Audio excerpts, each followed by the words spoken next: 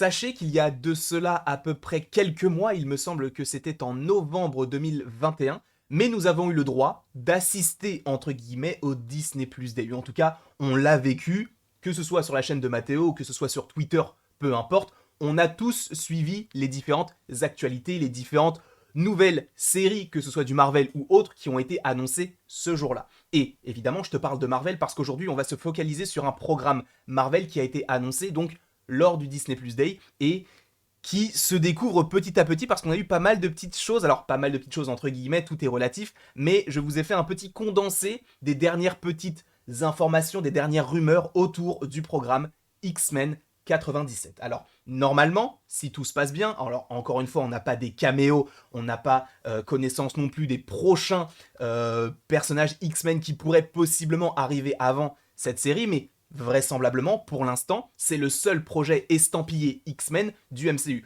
Donc, c'est, en tout cas officiellement, la première apparition des X-Men dans Marvel Studios. Donc ça, c'est très intéressant, même si on sait que dans Doctor Strange 2, il pourrait y avoir quelques petites dingueries. Sachez que ce projet-là existe. Et il faut savoir que cette série, donc X-Men 97, n'est autre qu'une suite d'une série qui a eu lieu, ou en tout cas qui est sortie pour la première fois en 1992, qui n'est autre que X-Men The Animated Series. Alors je suis pas très fort en anglais, tu en conviendras, mais en tout cas, sachez donc que c'est assez intéressant. Pourquoi ? Parce que donc, nous avons une série d'animation qui est la suite d'une série d'animation qui date d'il y a 26 ans pour sa dernière diffusion, puisque en gros la série a duré de 92 à 96, donc cela fait vraiment 26 ans qu'on n'a pas eu de nouvelles sur cette série. Et c'est vrai que pour une première introduction des personnages X-Men, on s'attendait pas forcément à avoir de l'animation, premièrement, en plus une série, mais en plus de ça d'avoir une suite d'une série qui était connue dans les années 90. Donc déjà, par rapport à tout ça, je trouve que c'est hyper intéressant de récupérer... en fait, je trouve que c'est comme si tout était connecté. Alors à voir si tout cela sera en lien avec peut-être le multivers présent dans Spider-Man No Way Home ou Doctor Strange in the Multiverse of Madness. Donc à voir comment tout cela pourrait s'agencer. Mais donc sachez qu'il y a donc 5 saisons. Et si vous voulez en savoir plus sur cette série, donc The Animated Series, toujours avec l'accent éclaté, c'est présent. En tout cas, cette série est disponible sur Disney+.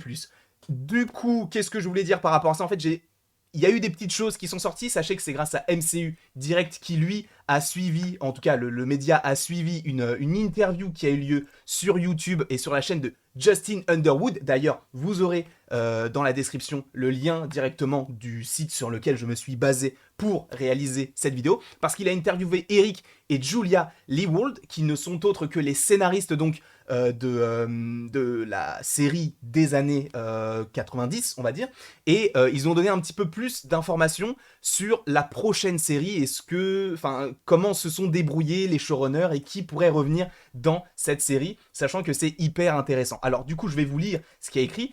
Du coup, il y a marqué « Il y a beaucoup d'amour, d'affection et de respect de la part de tout un groupe de personnes qui font cette émission, donc cette série, en commençant par Beau Desmayo. » Alors, petite parenthèse dans la parenthèse, Beau Desmayo, c'est tout simplement quelqu'un qui a travaillé, si j'ai bien fait mes petites notes, c'est quelqu'un qui a été donc, qui est showrunner donc de la série X-Men 97, mais qui a travaillé notamment sur le film d'animation qui est sorti récemment sur Netflix, donc en lien avec The Witcher. Il a notamment également travaillé sur la série The Witcher et il a également travaillé sur Moon Knight. Donc, il reviendrait sur ce projet donc de X-Men 97 en tant que showrunner. Et je continue la citation. Et ils ont ce défi, je crois, de regarder 10 épisodes pour la première saison, qui sortira donc au milieu de l'année prochaine, et ils commenceront peu de temps après la fin de la nôtre. Qu'est-ce que cela veut dire ? Sachez, du coup, si on reprend un petit peu, sachant qu'il y a deux petites citations, ça veut dire que déjà, sachant qu'on parle de 2022, ils disent qu'une diffusion serait prévue pour le milieu de l'année prochaine, donc mi-2023. De plus, on te parle de 10 épisodes, donc les premières infos que l'on peut déjà sortir de tout cela, c'est qu'il y aura bien 10 épisodes pour la série X-Men 97 qui suivra la continuité de ce qu'il y avait déjà auparavant concernant donc The Animated Series. D'ailleurs, je tiens à rappeler, alors peut-être que je me suis trompé dans l'explication, mais Eric et Julia Leewald, ce sont les scénaristes uniquement de X-Men The Animated Series, et pas de X-Men 97, mais en tout cas, ils ont quand même supposément étaient des superviseurs sur la série pour assurer une certaine continuité logique entre les deux séries qui sont donc les... Enfin,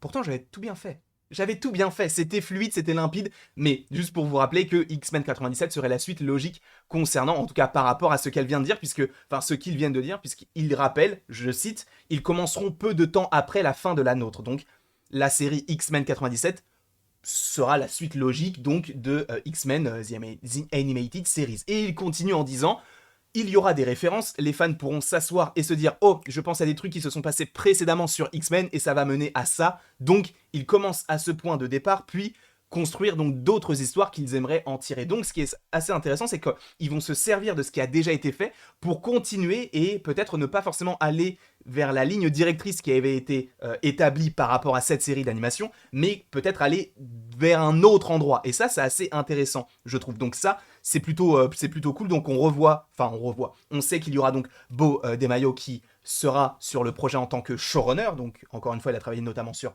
Moon Knight. Ça arriverait donc mi-2023. Il y aurait donc 10 épisodes. C'est assez intéressant. Et revenons un petit peu sur la première citation, et d'ailleurs je vais me remettre en grosse tête, revenons sur la première citation, elle dit, ou en tout cas ils disent que, attendez si je ne dis pas de bêtises, en tant que showrunner ils ont ce défi de, voilà, regardez 10 épisodes pour la première saison. Ce ne serait pas illogique qu'ils en fassent plusieurs, alors à voir comment tout cela pourrait s'agencer. Est-ce que ça va suivre la logique de What If qui s'établit sur plusieurs saisons? En plus on sait que on sent aussi que Marvel Studios veut continuer à faire de l'animation, que ce soit même avec Marvel Zombies, qui sera un programme d'animation. I Am Groot, qui est entre guillemets un mélange, enfin c'est un petit peu étrange, on ne sait pas vraiment si c'est de l'animation, du live action avec un Groot qui est donc en 3D, à voir évidemment. Mais donc on a tous ces petites choses qui sont assez intéressantes, je trouve. Je ne sais pas ce que vous en pensez, bien évidemment, n'hésitez pas à me le mettre en commentaire. Mais attendez, parce que ce n'est pas fini. Est-ce que vous pensez que c'est la première fois que l'on verrait les X-Men? Parce que oui, donc t'as Doctor Strange évidemment, mais est-ce que vous pensez que cette série serait, ou plutôt ne serait pas canon avec le MCU? Parce que là où on a déjà des personnages qui sont bien intégrés, on a Wolverine, on a Rogue, on a Cyclope, on a plein de personnages aussi qu'on n'a pas forcément vus dans les films, donc ça serait assez intéressant de les exploiter, mais est-ce que vous pensez que l'animation peut mener au live action, ou peut-être que l'animation ne sera qu'une seule ligne, et une autre ligne sera une sorte de dérivation concernant donc le live action et l'introduction des personnages dans tout l'univers Marvel avec le MCU. Personnellement, j'aimerais bien qu'il y ait deux univers un petit peu distincts. Après, je sais pas comment tout cela pourrait s'agencer, mais tu sens que Marvel Studios, c'est comme si, de plus en plus, ils se disent, bon, on a les X-Men, ils ont fait beaucoup de films sur les X-Men, qu'est-ce qu'on fait? Est-ce qu'on réinvente encore le truc, sachant que même la Fox l'a déjà fait, avec, du coup, les nouveaux X-Men, First Class, Apocalypse, etc., Days of Future Past, qui est selon moi l'un des meilleurs. Du coup, est-ce qu'on fait à l'image de ce qui a déjà été fait, ou est-ce qu'on pourrait reprendre d'anciens programmes qui, donc, peuvent être repris et qu'on peut s'en servir peut-être pour le MCU? À voir si ce sera une même ligne et donc que l'animation peut mener au live action, ou alors peut-être qu'ils veulent essayer de faire d'un côté le MCU animation avec What If, Marvel Zombies, X-Men 97, peut-être d'autres programmes, et d'un autre côté du live action avec du vrai, entre guillemets, Gardien de la Galaxie, enfin, tous ces trucs-là qui sont, enfin, tous ces films, toutes ces séries, pardon, qui sont donc des programmes en live action.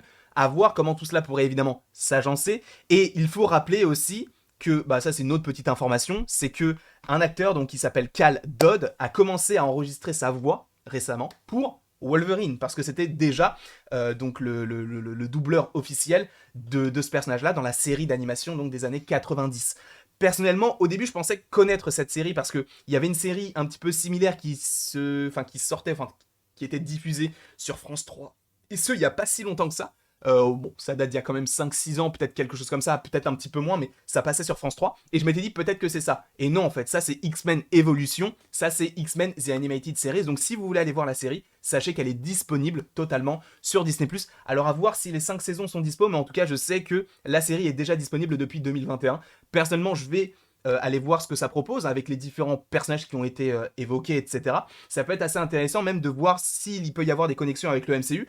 Alors ça va être évidemment un petit peu modifié par la suite, même s'ils vont se servir du postulat de base entre guillemets, et que cette série donc de X-Men 97 pourrait être une saison 6 à la série donc des années 90, mais à voir comment tout cela pourrait se dérouler. En tout cas, j'espère que cette vidéo vous aura plu. N'hésitez pas à l'aimer, à la partager, à la commenter et à vous abonner. Cela me ferait évidemment extrêmement plaisir. Et après toute cette longue vidéo, il ne me reste plus qu'à vous dire à la prochaine pour la prochaine.